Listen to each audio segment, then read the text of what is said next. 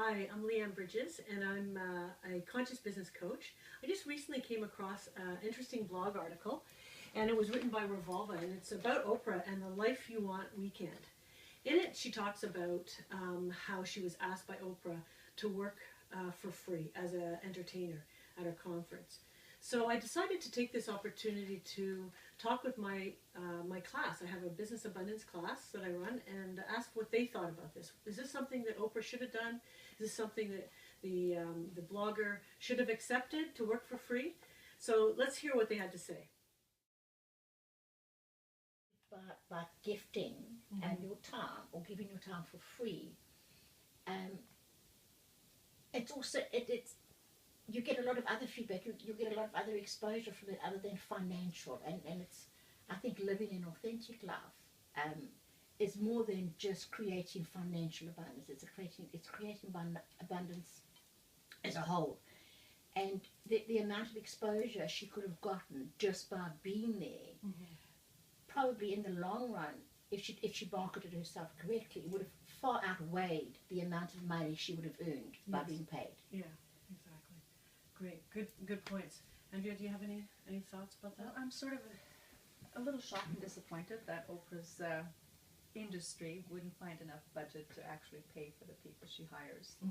And that's very disappointing on the one hand. On the other hand, yes, I do believe if you get a chance to have a lot of exposure, you should probably take it. But maybe a dual thing, talk to them about that policy. Yeah. But maybe agree to do it for your own good. Yeah, very good. Good points.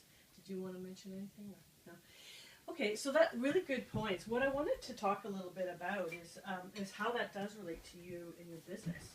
And I'm not sure if we can use this as well. Sorry, do you mind? Nope. Yeah, okay. So one of the things I want to talk about is really the consciousness of artists and creative people and people that are solo entrepreneurs and some of the challenge.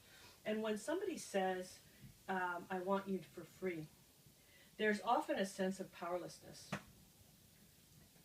or worthlessness. So I'm not worthy, as opposed to I have a value. And so that's a really low level of consciousness, and it creates a sense of worthlessness, right? So it's not surprising that someone would kind of react and say, okay, anger is a stronger, better emotion than worthlessness. It's more empowering. It provides power, actually. And kind of the way that they reached out is that idea that, the indignation, this isn't right, and so forth, and saying, I'm going to stand my ground. I have a value. And I think and on that regard, it's really important because a lot of artists have, because of the artist culture, because of society, whatever, have been kind of led to believe that they aren't of value, that it's just art, or it's something that's not of value. You can't make money from art. You can't make money from art, you can't, whatever it might be, from performances and that type of thing. But we do know that businesses that are art-based, and performers and stuff like that, can make millions in dollars, and the key, what I think is the difference, is moving from the power kind of level of consciousness, and this is kind of similar to what David Hawkins talks about in levels of consciousness as well, is more of the empowerment consciousness. And so I think that the power is good because it has boundaries. She's obviously showing good boundaries. She's saying, I have value. I'm worth it. These are all things that down here an entrepreneur sometimes doesn't feel, and that they give away, give away, give away, give away.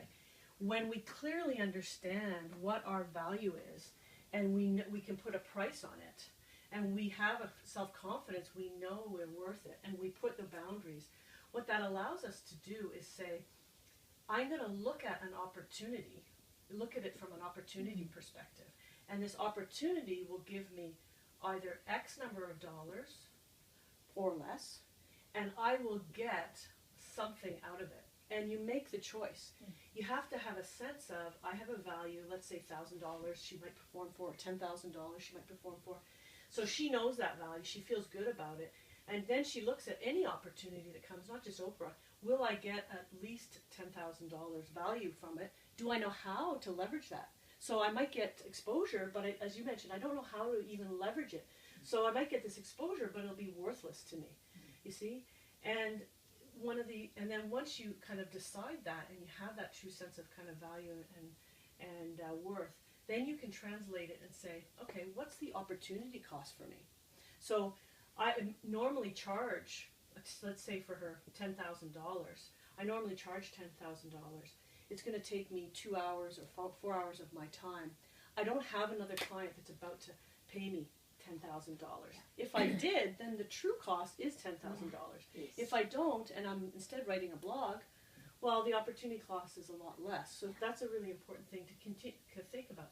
But you really have to know and feel good about the value of what you're offering. So what I'm saying is that what successful businesses do, and not just artists, because you see this game happening all over the place. You see it in technology, like the open source movement, which you know very much from your husband. It's all about giving away, as you said, give away at first. Every single business, like artists shouldn't be any exception to this. Successful business. I was talking to my client, Pond World, yesterday, and they said their success has been based on the fact that they give. They give first. They serve first. But it's from a perspective of knowing their value, knowing the boundaries, not feeling worthless. I'm giving it because I don't feel of value. So it's this idea of stretching higher for understanding that you serve first. And like all of us actually take advantage of free things. If you think about, we get sometimes free memberships instead of paying for the higher value ones. You know, we get free samples in stores. All the big companies give away things for free so that they will entice you. Every company does it. Even if you look at Oprah, all of her giveaways, I'm sure Chrysler's not charging her for a car. They give it away free because they know the value of it and they're willing to make that exchange. Okay, so that's where I see that while it's great that she stayed her ground and really and that's maybe what she needs to do, and I could see all the people that actually responded to her blog were very much into this area. What I'm saying is that I see artists and creative people very much stuck in this area, in this paradigm. And where successful businesses that make a lot of money and a lot of abundance, they move beyond that into the empowerment side. So I'd like to encourage all entrepreneurs, social entrepreneurs, artists, creative professionals, definitely to move beyond that sense of starving artist, that feeling that maybe people don't perceive my value. To definitely set boundaries, to definitely get an idea of what your value is, and to move beyond that, to move really to that unbounded potential. That's where really we have an opportunity to thrive. That's where successful businesses really do well and are sustainable over the long run. Thank you for listening.